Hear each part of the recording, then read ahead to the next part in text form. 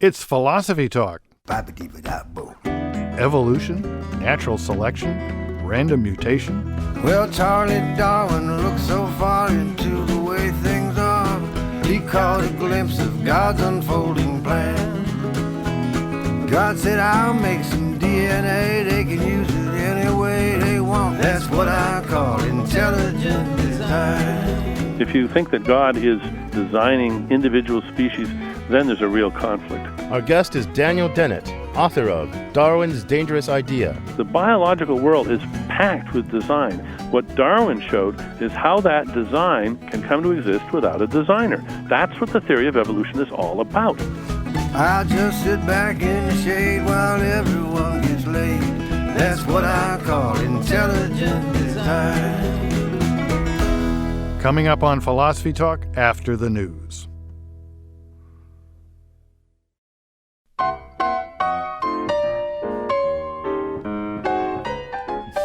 Welcome to Philosophy Talk, the program that questions everything. Except your intelligence. I'm John Perry. And I'm Ken Taylor. We're coming to you from the studios of 91.7 KALW, San Francisco's local innovative public radio station. Continuing conversations that begin at Philosopher's Corner on the Stanford campus. And from that oasis of thought down at Philosopher's Corner, we migrate to this oasis of the air via the signal of this and our ever-growing number of affiliates, and then from the air to the blog, the blog.philosophytalk.org, where John's already kicked off our discussion on this topic.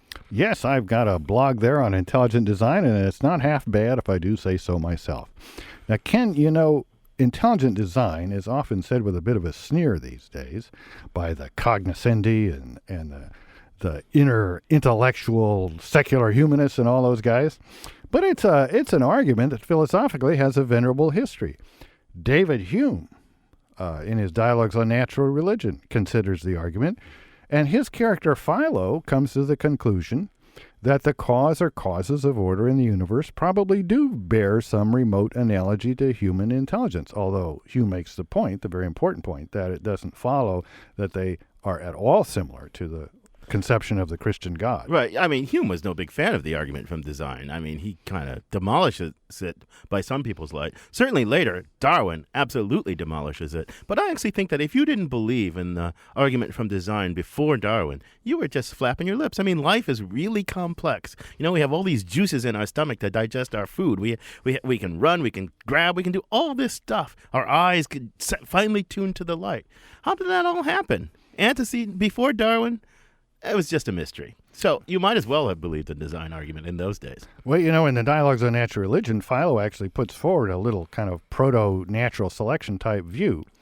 And he comes to the conclusion, well, that really isn't going to explain everything. And he kind of sets the form that these arguments have continued ever since up to the present day. That is, there's some feature that natural selection or evolution just can't explain. Now, his own candidate wasn't too plausible. It was that we have two arms when only one is needed for survival. But still, maybe some argument of that form will work. Yeah, but, you know, if he had been around with Darwin would have said, it's because we're descended from ancestors who have four limbs. We go upright, two go upright, and two stay to the ground. You know, natural selection works by working on what's there. So that argument would not have been too powerful in the post-Darwinian age. I completely agree with you. I don't think two arms is going to demolish the theory of evolution. We've come a long way since then. And we must have come a long way from the Scopes trial, too, when you couldn't even teach evolution in some of the public schools. Yeah, I mean, nowadays, natural selection is the dominant theory of the day, and the question is really it's kind of reversed. Can you teach intelligent design in schools today? And to help us sort out that question, our roving philosophical reporter, Polly Stryker, went out and talked to people on both sides of that issue. She files this report. The film Inherit the Wind is a dramatization of the 1925 Scopes monkey trial about the tension between evolution and creationism. Here's Dick York getting arrested for teaching Darwinism. From the first wiggly protozoa here in the sea, to the ape, and finally, to man. Now, some of you fellas out there are probably going to say that's why some of us act like monkeys. But what Mr. Charles Darwin was trying to tell us in his own way... Bertram T. Cates. You're charged with violation of Public Act 31428, Volume 37, Statute Number 31428 of the State Code, which makes it unlawful for any teacher of the public schools to teach any theory that denies the creation of man as taught in the Bible, and to teach instead that man has descended from a lower order of animals. I hereby place you under arrest. It seems like a long time ago, but this debate is far from over. My primary focus in teaching evolution is to show evolution warts and all. Doug Cowan is a high school biology teacher who's careful to say that he does not teach intelligent design. I dive into, what is accurate, what is factual about evolution. We'll go through all the main pillars of evolutionary theory, and then we come back and we say, well, let's look at these evidences even closer. And I would say that ID, intelligent design, and design theory are the same thing. I don't mention intelligent design. I will mention design inference or design theory if it's brought up. Some kids will ask. Some of the articles I have them read on criticism of Darwinian evolution will bring it up. And then I say, well, there is a new theory that's out. It's growing in popularity, but it's not very accepted point. That's constitutionally protected. And school districts face jeopardy if they discriminate. I think intelligent design is just a new label for creationism. Nick Motzke is spokesperson for the National Center for Science Education, a watchdog group that keeps track of what's going on with evolution education around the country. It is a legal strategy that was devised in about 1987 when creation science went down in flames before the U.S. Supreme Court. Proponents of intelligent design will tell you that intelligent design is not creationism. That's probably the most important thing that they will claim about it. And they will say that it's an attempt to discover intelligence in biology and cosmology. Really what I think the core of intelligent design is substantively is really the idea of special creation. I don't use the term intelligent design. That's like a boogeyman. It's like creationism. And they're not the same thing. As much as evolutionary biologists want to paint the picture that design theorists are really guzzied up creationists, they don't know what they're talking about.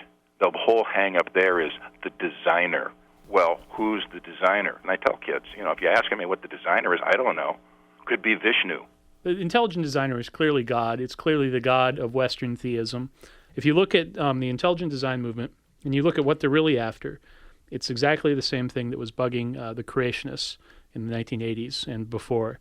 People are afraid that if evolution is true, then God doesn't exist. And if God doesn't exist, then there's no basis for morality, and therefore you're going to have societal chaos. Let's take a biochemical machine that is used especially by Michael Behe, the bacterial flagellum. Here's this perfectly designed little motor, and it's got 40 specific parts, all proteins. How do those proteins get made? How do they get put into place? Can you infer design from this specified complexity? What explains their formation? Was it by co-option, living things borrowing other things, to end up at a functioning system by blind chance? And the chances of that are practically zero, just happening by itself. It would be like saying you take a 747 jet aircraft, you got all the pieces, you got them in a big pile, self-organize into a flying jet. The intelligent design movement will say, well, things look designed, and that's our positive argument for intelligent design. And the real problem with the design argument is that it's all one massive analogy between the structures we see in life and the structures we see in human technology. The next strategy that's in the wings is something probably that we could call, quote-unquote, critical analysis of evolution. And basically the idea there is, well, if we can't mention the intelligent designer, which clearly implicates God, at least we can get our objections to evolution in, which is 95% of what we were talking about anyway. Even though intelligent design has lost this latest court case, it's not going away, perhaps until it reaches the Supreme Court. Creationism doesn't go extinct, creationism evolves. For Philosophy Talk, I'm Polly Stryker. Thanks, Polly, for that interesting piece. Ken, there's a lot of controversy about intelligent design. It's time for us to jump in the fray. I'm John Perry. With me is Ken Taylor. And we're joined by our guest, Dan Dennett, who's director of the Center for Cognitive Studies and professor of philosophy at Tufts University. He's author of lots of stuff, all kinds of important philosophy, but particularly relevant for today's topic, Darwin's Dangerous Idea, Evolution and the Meanings of Life, and his latest, Breaking the Spell, Religion as a Natural Phenomena. Dan, welcome to Philosophy Talk. Good to be here. Welcome, Dan. Let me start things off with a kind of a two-part question. First, could you tell us a little bit about the research that has led to these claims by Behe and others that there's some kind of intractable evidence of design that just can't be explained evolutionarily, and what evolutionists have said about that? And second, give us your opinion on the more abstract question. Could there be some kind of structure that was found in living things that just couldn't be explained except by design? Yeah, I think that Behe is in a long line of skeptics about evolution who've tried to find you can't get here from there phenomenon, something that is, in his terms, irreducibly complex. And if anybody ever finds a genuinely irreducibly complex phenomenon, it will refute the theory of natural selection. There's no question about that. The question is, has he found one? And the answer is no. And in fact, if you look closely at what he's written, you can see he himself admits it. At several points in his book, he says, well, at this point, I just can't imagine how this could be any other way. Well, this is a failure of imagination on his part. That's not the way you do science. So he's right to look for irreducible complexity. If you want to try to refute the theory, that's the way to do it. Could there be such a proof? I don't see why not, but they haven't come through yet. In fact, one of the ironies is that for over a century, skeptics have been looking for these irreducibly complex things, what I call sky hooks. You know, they hang from the sky. You can't get there from building up from the bottom. And instead, what they've discovered again and again and again is what I call cranes, perfectly natural, evolution by natural selection. It just turns out that evolution is much cleverer than people thought. Okay, look, Dan, I take your point. Evolution is very clever, and the sky hooks are at least rare. Let's put it that way. Is it just Behe's failure of imagination? Aren't there open questions about how such and such a feature came to be? I mean, there is a lot of complexity, especially in organisms that have had, high on the tree of life, because there have been a lot of walks through evolutionary space. Aren't there some open questions there? There are hundreds or thousands of open questions, and in fact, it occurred to me recently that we could make a silk purse out of a sow's ear here. If Behe can raise the enthusiasm and raise the money, there are lots of questions about how specific things evolve that we don't yet know the answer to. And one of the reasons we don't is that a lot of bright young evolutionary biologists just don't want to work on them because they're very hard, and the chances are they'll spend 20 or 30 years and they'll never really get a good explanation. Look, are there even controversies about exactly what the mechanism of selection is? There's group selection, kin selection, all this stuff, because some of these things, you can't figure out how they could have evolved, sort of through the selfish gene hypothesis, like altruism or something like that. There are all these complicated things that we don't really have a clue. No, we have clues. In fact, we have too many clues. Yeah, okay. we got lots of stories about how it might have done. We just haven't figured out which is the right one yet. Okay, how it might have done. Is design not even a contender about how it might have been? No, it really isn't, because it has no detail. These others have testable details. They say, look, here's how the bacterial flagellum might have evolved. And that has implications that then can be tested. We've got a lot of untested, concrete hypotheses about how it might have evolved. If you instead say, well, maybe it didn't evolve at all, maybe it was just intelligently designed, then that simply turns off the whole enterprise. There's no further science, and there's no way of testing it. But now you're saying that the theory of evolution is not finished, that there's lots of gaps in it. Sure. Does that mean it's a mere theory and not fact? It means that there are large parts of it which is just theory, and then there's the rest of it which is proven theory. So it's a little bit. I would say that the basic structures of evolutionary theory are as clearly proven as the fact that the Earth is round. So I suppose we took a whole field like astronomy. That rests on the idea that the Greeks were wrong. These aren't holes in some piece of plastic. These are far-off bodies of fire and things like that. That's pretty secure. That's fact. I think so, too. And still zillions of open questions, yeah. I think evolutionary theory is in that good shape. One more thing along this line. Natural selection is a nice story once you've got some living things going, right? And then how change in the set of living things happens. But One of the things intelligent design people sometimes talk about is how the whole thing gets started in the first place. How does life arise from non-life at all? And they say there's no naturalistic story to tell about that. Well, again, they've got part of the story right and part of the story wrong. It's not that there's no naturalistic story to tell. It's that right now we have an embarrassment of riches. There are too many stories out there that have not yet been sorted out. But there's no end of interesting, plausible, not yet disproven stories about how life could evolve in the first place. So why not put, again, I'm going to press there, why not put intelligent design, not in the alternative to natural selection, but as the story about how any life arose at all? Well, what is their story? Well, They've what's got to any have a other story? too. What's the any other story? I mean, what are some? There are the naturalistic stories, all the plethora of them. There's the RNA world story, and there's stories about using clay as a prebiotic evolver, as a sort of scaffolding. There's a whole raft of different theories that have been put forward, and very ingenious theories.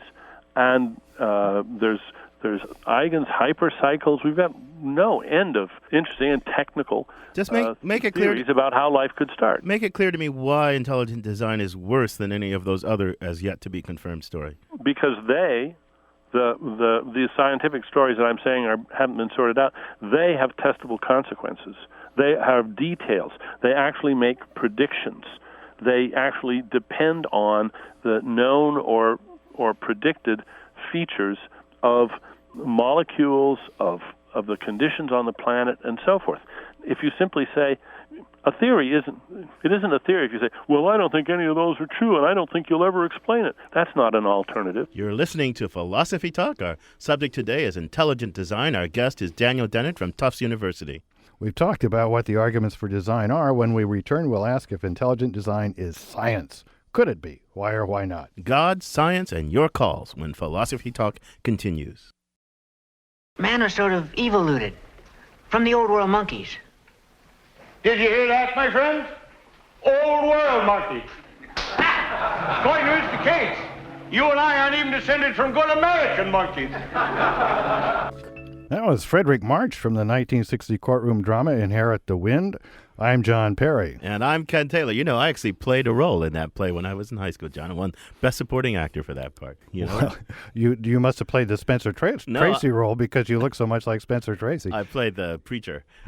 Anyway, today we're taking a philosophical look at intelligent design. The federal court in Pennsylvania ruled one way, but how do you feel? Is intelligent design a science? If so, why? If not, why not? Join us. 415-841-4134. That's 415-841-4134. Outside the Bay Area, you can call toll-free at 1-800-525-9917. You can also email us at comments@philosophytalk.org. If you are one of the cause or causes of order in the universe, give us a call or send us an email. There you go. Our guest is Dan Dennett from Tufts University. Dan, look, I want to go to this question of whether intelligent design is science. The folks who, Behe and Dembski, all those guys, they present themselves as engaged in a scientific endeavor. And they say there's a scientific controversy. What do you think? Well, if there's a scientific controversy, why don't they publish their papers in scientific journals, in peer-reviewed journals? They don't, in fact.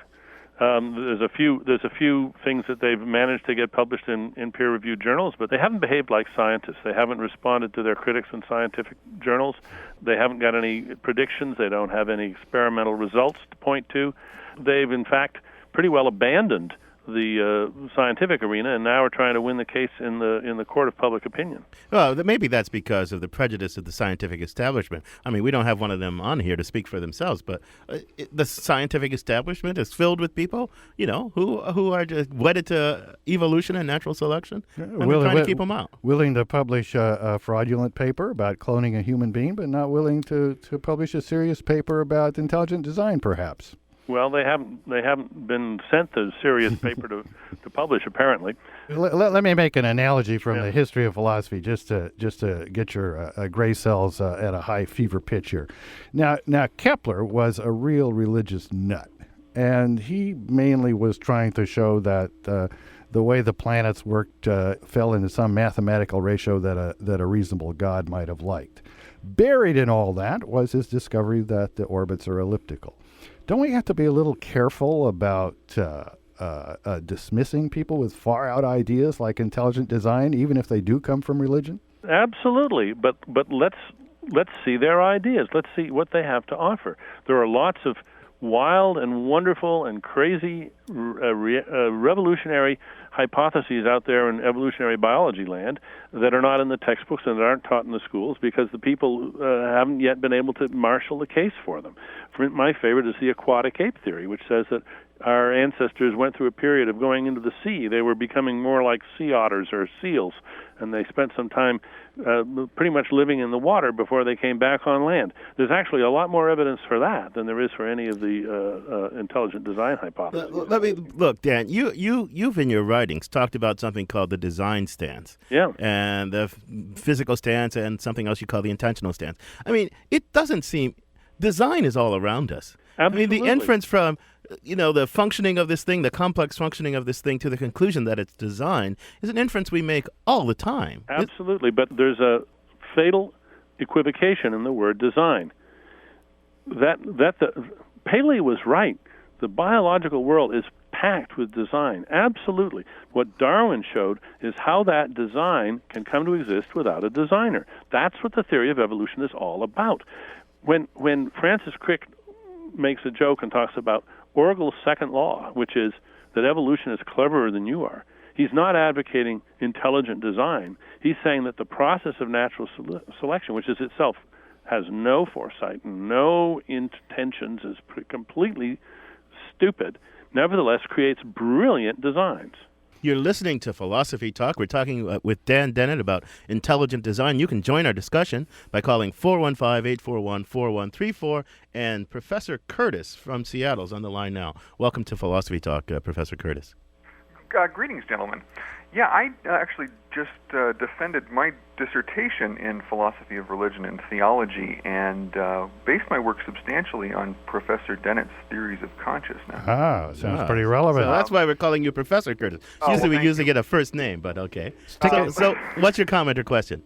Well, actually, I had a question for Professor Dennett, which relates to the work that I've been doing. And for my part, I mean, I think that intelligent design is bad science and bad theology, but clearly there's something important in the fact that we tell stories about where we came from, and that relates to my question. Is that I argue that the narratives that form the narrative web of consciousness, as Dennett describes them, have a history, an anthropological history.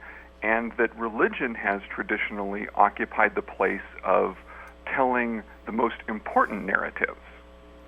And I was just wondering what... So help me. So you want to claim that because of the sort of role of religion in shaping our collective narratives, even though intelligent design is bogus as science, it still has a place in our kind of collective consciousness? Is that the kind of claim you're making? I wouldn't argue that we should hold on to intelligent design per se, but that we do need to tell stories about where we came from. I personally think we need to tell stories that we have good evidence for, but that we need to tell stories, and that's why these stories have an enduring appeal. Okay. Well, one point you make is that in religion we find in some ways the roots of science. At least many people have claimed that. That is the idea that there is an explanation, that it does make sense. What do you think about all that, Dan? Well, I like your last point. I think it's true. I think that, in fact, religions have played a very useful role in sort of keeping society together long enough for science to develop. I don't think we could have had science without having religion first. But that doesn't mean that religion is a worthy competitor of science on matters of scientific fact, or, for that matter, on the matter of the narrative. Now, I agree with the professor about the importance of narrative, and the evolutionary narrative is an absolutely stunning tale. And in fact, the most recent book by Richard Dawkins is called The Ancestor's Tale, and it's based loosely on Chaucer, the Canterbury Tales, and it traces backwards from us, from Homo sapiens, back to the very first living life form, and it tells the tales along the way, and it's a gorgeous piece of literature. It's a wonderful story. Let me read some email that just came in. This is from a guy with an interesting name, Gregory Mengel. He says, "Hi guys, please distinguish between the dominant paradigm in evolutionary theory, neo-Darwinism, which holds that there are virtually no significant sources of evolutionary forms other than random variation and natural selection, and which seems to be all the intelligent design people know about, and other aspects of evolutionary theory, especially self-organization theory, which shows how forms can emerge in non-random ways." Got any thoughts about that, Dan? Yeah, there's some interesting work by Stuart Kaufman and others at the Santa Fe Institute that show that there are phenomena of self-organization and that they no doubt play some sort of role in biological evolution. And this is not a revolution within evolutionary theory. It is simply a wrinkle, an addition, I think. Yes, we make a big mistake if we imagine that we have a blank slate on which natural selection writes everything. No, in fact, the terrain in which evolution takes place is itself got a rather interesting landscape, and chaos and complexity theory and self-organizing systems helps to describe some of that. But that doesn't leave any obvious room. Actually, it obviously doesn't leave room for intelligent design. No, none at all. No. So there's a lot more in the evolutionist toolbox than natural selection these days. That's right, sure. 415-841-4134. Nick in San Francisco's on the line. Welcome to Philosophy Talk, Nick. Hi, guys. Thanks for putting me on. Just a quick question. There's an article that has been completely mind-blowing for me, and I'm wondering if you would comment on it. It's by Paul Bloom. It's in the Atlantic Monthly of December 2005, Is God an Accident? And I think while it goes into the biological basis of perhaps our belief in God, and I think that's interesting, this is a philosophy talk program, and I was wondering if you could comment on it from that standpoint, from the standpoint perhaps of the limitations or the way that we think based on evolution, and how that might be. One of the points they make in this is we're all creationists. We've evolved into being creationists. We must see patterns in things. It's part of our survival mechanism. So anyway, I was just wondering if you knew the work of Paul Bloom and these other people that he mentioned, Scott Atran and Pascal Boyer and Not only do I know the work, I talk about it at some length in my new book, In Breaking the Spell. And I agree entirely that it is appropriate to look at the evolution of religious ideas and to look in the evolution of our own psychology and our biology to see why it is that these ideas have such a hold over us, why we have, if I may put it this way, such a sweet tooth for the idea of God. Why do we have a sweet tooth for sugar? That's an interesting evolutionary story, which I remind my readers of. And then I point out that we can tell the same sort of story about why we have a sweet tooth for the idea of God. That sounds like a fascinating book. I'll have to get a hold of it. I admit it. Yeah, I'm a book behind on my Dennett reading. Let me toss out an idea here. Let's go back to Philo, who seems convinced, although some people think it's ironical, that the cause or causes of order in the universe bear some remote analogy to human intelligence. You can read that two ways. I mean, leave the God part out of it. You can read it two ways. You can say, we know what human intelligence is, and so we've learned something about the cause or causes of order in the universe. But you can look at it a different way. You can say, my gosh, maybe this amazing fact that there's order in the universe gives us some explanation for the kind of order we find coming out of human intelligence. And in that sense, maybe there's a deep truth in that much of the argument from design. What do you think of that? I think that's exactly right. And in fact, that's what Crick was getting at with Orgel's second rule, that evolution is cleverer than you are. And in fact, a large part of my work in the philosophy of mind and in cognitive science has been to put forward and defend an idea that our own intelligence is itself the product of an evolutionary process of natural selection that occurs in our own brains. Now, many people have had this idea, but the idea that human creativity and that human ingenuity is itself the result of a process of very swift generate and test evolution in individual brains is an idea which has so many variants that it's hard to keep track of them all. Dan, I like that idea. I'm a big fan of that kind of thinking. But I want to go back to earlier caller's comment about our need for narrative. Narratives, I take it, narratives we can rally around, construct a life around, construct cultures around. A lot of people will say, gee, I'm not really ready to rally around the story that makes me an evolved ape, you know? I mean, how can we tell a kind of life-affirming, uplifting, culture-grounding narrative on the basis of such ideas? I mean, a lot of people will wonder about that.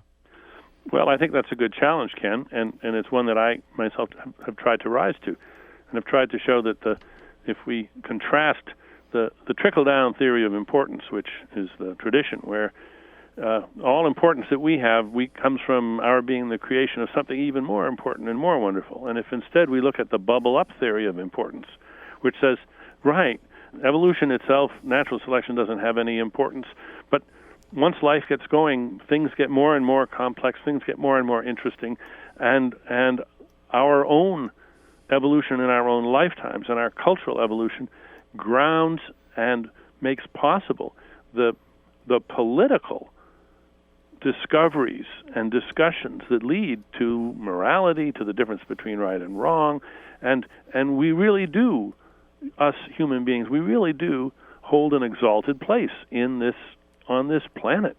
We're the ones that appreciate our own destiny. We're the ones that will either ruin this planet or save the planet. Now, a long time ago, B.F. Skinner wrote a book, a very scientifically behaviorist-oriented book called Beyond Freedom and Dignity. He thought if you took the scientific perspective, you had to give up some of these concepts. I take it your point of view is quite different, that we can have a viable concept of freedom and a viable concept of dignity and morality within the context of a naturalistic, evolution-based understanding of human nature. You're absolutely right, John. I've been combating B.F. Skinner's ideas for 30 years. Yeah, 415-841-4134. Or if you're outside the Bay Area, 1-800-525-9917. And Pablo in San Francisco's on the line. Welcome to Philosophy Talk, Pablo. Hi, thanks very much. My question, which got summed up by your screener, although enhanced by what your guest recently said, essentially boils down to what is the crux of what a theist, and I'm consider myself to be a believer in God, to be so anathema to the concept of evolution. I sort of tag that along to your guest's recent comment. I just don't see the inherent contradiction. It strikes me as being much more political, that there's been a certain... Well, it's a good question, Pablo. Dan, is there an inherent contradiction between adopting evolutionary theory and being a theist? The argument from design goes beyond that, and it says that there's a real argument in the nature of biology for intelligent design, but that you can deny that without thinking there's a real contradiction between being a theist and believing in evolutionary biology. What do you think? Well, it all comes down to what you mean by a theist. To put it perhaps a little bit rudely, what kind of a job description you have for God. If you think that God is creating individual species and designing with foresight all the particular details, designing the eye, a sort of supernatural engineer, then there's a real conflict, because all the work that God would do, that work is done by natural selection just fine. But you could have a fine tuner. We had George Ellis, who won the Templeton Prize a couple of years ago, and he believes in this fine-tuning argument. Exactly. It's there's so many universes possible. How did this one that supports life happen? God fine-tuned it, set the parameters of the fundamental constants so that evolution would be a consequence of it. Fine. That's the first fallback, is God is not so much the designer by retail, but the designer by wholesale. He fine-tunes the constants of nature so that evolution can then take over the job. However, we now have theories which say, no, we don't even need God for that role. He doesn't have to be the law giver or the law finder, because, in fact, what, for instance, string theory suggests is that all the tunings exist in some sense, and we just happen to, of course, to live in one of the parts of the universe where we can live, where the things are tuned just right. So the task for God as the fine tuner is also in jeopardy, which leaves really only the role of sort of master of ceremonies.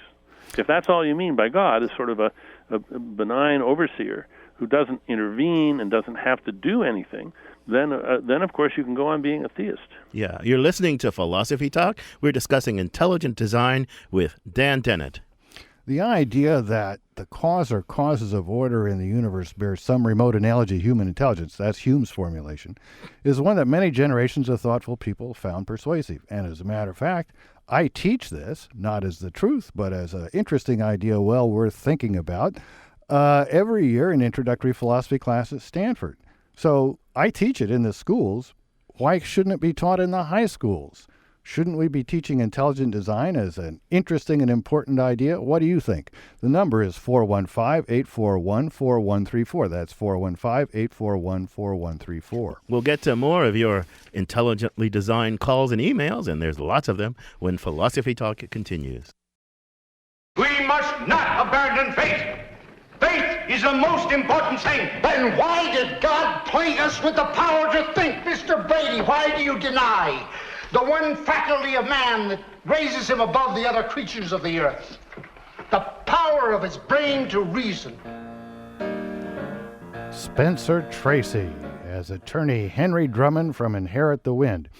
I'm John Perry. This is Philosophy Talk, and I just, before I get into our little quote, I want to point out that in that movie, the two great protagonists, William Jennings Bryan and Clarence Darrow, were both liberals, both way over on the liberal side of things. The argument over evolution in those days was not politicized the same way it is now. Having said that, this is Philosophy Talk, the program that questions everything. Except your intelligence. And I'm Ken Taylor. We're discussing intelligent design. Join us. 415-841-4134. That's 415-841-4134. For those of you poor souls outside the Bay Area, call toll-free 1-800-525-9917. That's 1-800-525-9917. Or email us comments at philosophytalk.org. So, Dan, look, Al Plantinga, who's a very smart philosopher from the University of Notre Dame, has this argument. I don't want to bastardize his argument, but I can't repeat it all here. But the conclusion of the argument is something like, because evolution is so controversial, especially in certain sections of our country, and it goes against the grain of many people's most fundamental beliefs, at least in those places, we should not teach evolution as settled truth in the schools. He also says we shouldn't teach intelligent design as settled truth. We can kind of teach them both as kind of provisional things that some people believe.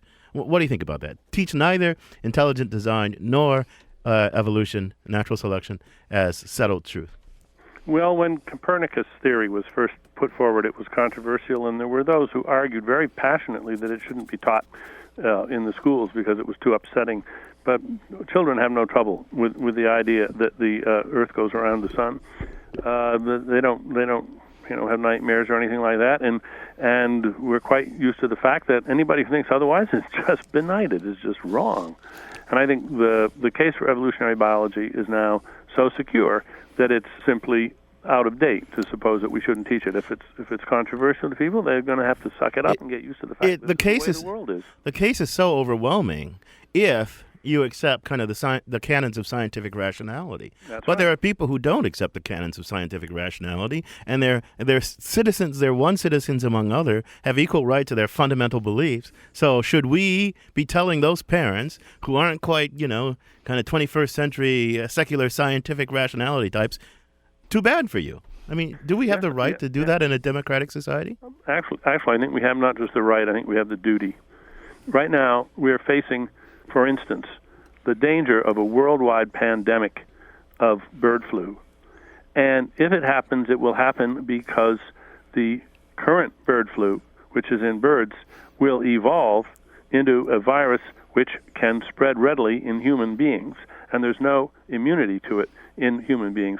And if we don't understand the evolutionary phenomena that are occurring right in front of us, we are risking the lives of our children and grandchildren. We're risking the lives of all. It's very important that people know the facts. Well, it's very important that biology continue to thrive and that good, intelligent children be brought into the practice of biology and that they know and aren't misled at all about the fact that evolutionary theory is absolutely the warp and woof of biology. But I'm not sure anything should be taught as settled truth. I mean, most of what we teach in high school is full of value judgments. We teach kids all sorts of things that really go contrary to my fundamental beliefs. We usually teach them that World War I was a good thing. I think that's just horrible.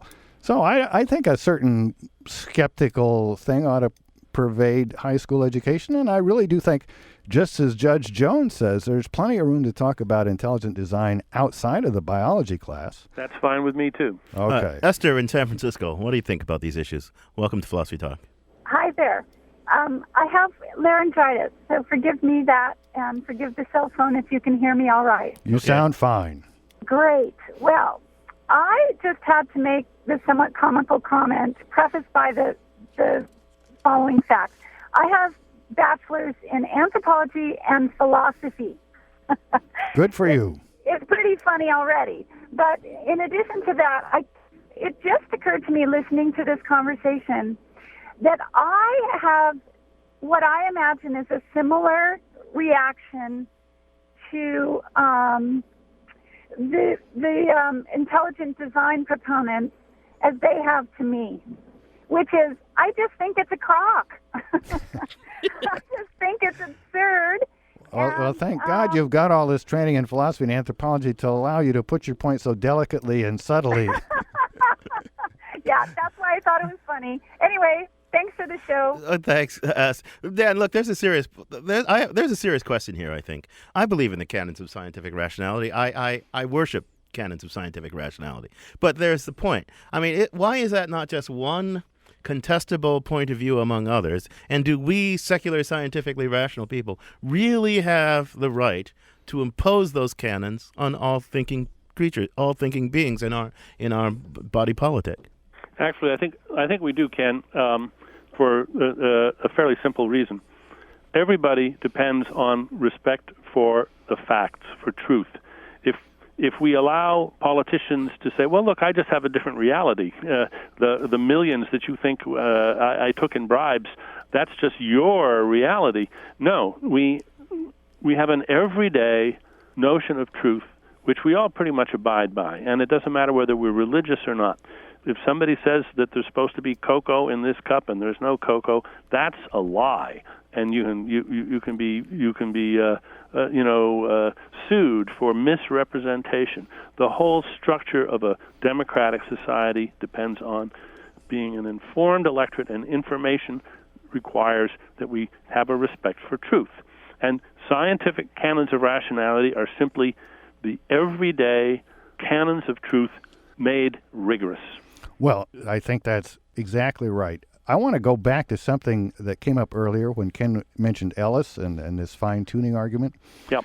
Now, evolution is one thing. String theory and some of these other things are another thing. I'm not saying they're not good science, but I'm saying when it comes to believing fantastic things, some of the interpretations of quantum theory, some of the explanations of string theory don't sound all that more fantastic to me than the kind of explanation Ellis wants to give. Wouldn't you draw a line there? What's that? I agree with that.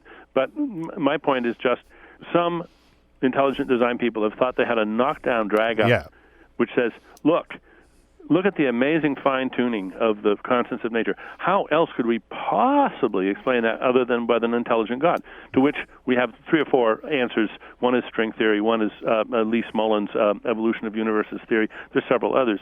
So we'd agree it's not a knockdown argument for design, but at least it's an interesting question. It's an interesting question. And that's where you'd want the design argument to come in, it seems to me, if you're a serious design argument person these days. Kelly in San Francisco. I think that would be a good place for it. It can live on in the debates between the cosmologists until that gets squared away. Kelly in San Francisco's on the line. Welcome to Philosophy Talk, Kelly. Hey, thanks for having me on. I was raised in the public school system and was taught evolution, but one thing I notice is oftentimes evolutionary theory is taught as fact. And when I look at religion being any organized system of beliefs, a lot of times I see that evolutionists are almost religious about evolution. And I like science, but when science steps from fact to theory, doesn't theory allow for more of a broader perspective? Because even facts in science at times have been gone back over and disproven. And so I guess what I'm getting at is, when you disallow an idea, I mean, the idea of a God versus being evolved out of something, those are all theories. We can't go back in time and theorize, and actually say we were there at the Big Bang or there at creation, and yet so often it's taught factually. So I guess what I'm getting at is, shouldn't science be taught as academic, and then the theories, evolution, design, shouldn't those be theoretical? Shouldn't they, instead of being taught? Well, but I mean, some theories are true. I mean, the word theory has several meanings, but I think in the sense in which you're using it, it's a body of conjectures that's put out and tried. Some of them turn out to be true. Yeah, Diana in Oakland's on the line. Welcome to Philosophy Talk, Diana. Hi, thank you. I don't necessarily think that it's a great thing that spirituality is avoided in school. I think that there are a lot of phenomena that science can't explain. Along with that, I think that we live in a multicultural society, and that maybe some theories aside from intelligent design could be taught, again, as theory that come from other religious backgrounds than Christianity. And I'll take my answer off the air. Thanks, Dan. This goes back, I think, to constructing our narratives together. What does the evolution guy say to us who are trying to construct narratives about? Your book about Darwin is called The Meanings of Life. I mean, part of the thing we have to do is construct narratives. And how does evolution? I mean, it doesn't help us. Actually, I think evolution is full of stunningly interesting stories about how various things evolved, including, by the way, the bacterial flagellum, which is Behe's number one example. It's quite a fascinating story about how that evolved. Not impossible to say at all. We don't know the details yet. We know a lot of the details. But what does it tell us how to live a human life? In response to the earlier caller, I wanted to say something which might surprise you all. I think we should have more religion taught about in school, in all schools. I think grade school children and high school children should have, as part of the curriculum, a good deal of information about religion, about all religions. I think that would be a wonderful thing to include. Dan, is that because you want to undermine their belief in? I suspect you have a hidden agenda. I don't know, that you want to show people that religion is an arena of irrationality, not an arena of rationality. I want religious people to confront the fact that whatever religion they are, they're in a minority, and that there are more people who believe something else.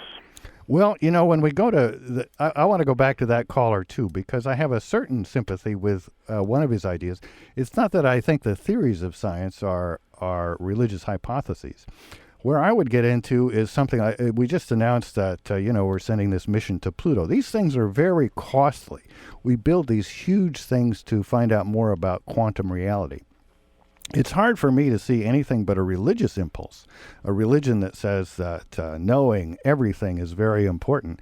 That explains why we invest money that way. It's a little bit like building these huge cathedrals in the Middle Ages when they could have used the money for so many more human purposes. So I think he's right. There is a religion involved in science, not in the theories of science, but in the funding of science. What do you think of that, Dan? Well, it all depends what you mean by religion. If you mean a passion for something that you think is more important than you are, yes. But I think that if that's what religion is, then of course there are lots of religions that nobody would call religions. Science is one, and baseball is another, and football is another. I think it's great that people find Dan, really important to devote their lives to. I don't think people devoting your life is one thing, but I don't think people give you these arguments that it's really part of the human quest to find out more and more and spread the, baseball forever. So, but we probably will have to bring it to a close on the nice topic of baseball. Yeah, Dan, I'm going to thank you for joining us. It's been really great having you. We finally got together. Our guest has been Daniel Dennett, director of the Center for Cognitive Studies and a professor of philosophy at Tufts University. He's author of many things, including Darwin's Dangerous Idea, Evolution and the Meanings of Life, and his most recent, Breaking the Spell, Religion as a Natural Phenomena. We also want to thank all the callers, and we had a lot of callers today that we didn't get a chance to talk to, and we also had several interesting emails we couldn't get around to. Very sorry about that. So, John, are you wiser? I know you started out kind of believing this design argument stuff, sort of giving it a lot of credence. What do you think now? Well, I think that first you don't want to commit the genetic fallacy. That's taking the validity of argument as somehow depending on the source. It may be that the people, as the Judge Jones in Pennsylvania points out, the people that put forward the intelligent design argument were religiously motivated, were funded by the same institutes that funded creationism. Still, is there a germ of interest in the argument? And I think when you interpret it in Ellis's way and you really think about string theory and all that stuff, It's something that deserves a little bit of attention. I think it deserves a little bit of attention, but I do think, I really do believe that before Darwin, the design argument was really intellectually respectable. I don't think it is anymore, and I think we're having a hard time coming to grips with that in our culture and society. Well, if the design was to come in the design of species, I'd have to agree with that. Yeah, but this conversation continues on our blog, the blog.philosophytalk.org, where our motto is cogito ergo blogo, I think therefore I blog. John's already got the conversation started. It'll go on. Go check it out, the blog.philosophytalk.org.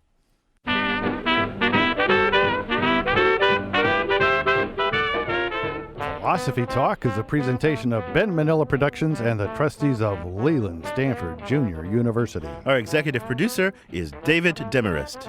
Special thanks go to Rujen Shen, Neil Van Leeuwen, Nicole Sawaya, Ben Temchin, and Alan Farley. Support for Philosophy Talk comes from the Pacific Division of the American Philosophical Association. Also from various groups at Stanford University, the Friends of Philosophy Talk, and the members of KALW Local Public Radio San Francisco, where our program originates. The views expressed or misexpressed on this program do not necessarily represent the opinions of Stanford University or of our other funders. The conversation continues on our website, www.philosophytalk.org. I'm John Perry. And I'm Ken Taylor. Thank you for listening. And thank you for thinking.